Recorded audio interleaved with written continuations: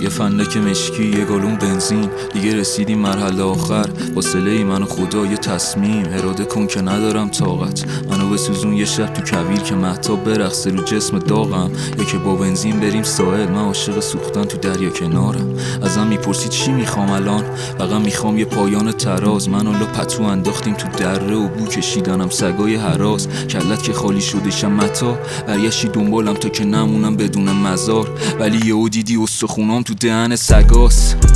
این آتیش گلستون نمیشه هیچ وقت، چون من شبیه ابراهیم نیستم. من یاقی اگه پسر نوام بودم به کشیمون میزدم نیشخن. شدم پیشمرگم، برزخ شد اولویت لیستم. مثل ایسا که واسه آینده جونشو ریس کرد. گفتی چی میشن خونوادت؟ گفتم رفتنی نپرس خونه یا مرگ. منو بندا تو دریا منصفانه است، امشب ماهیا میخورن تن آدم. پرسیدی چیزی تو دلت مونده بازم؟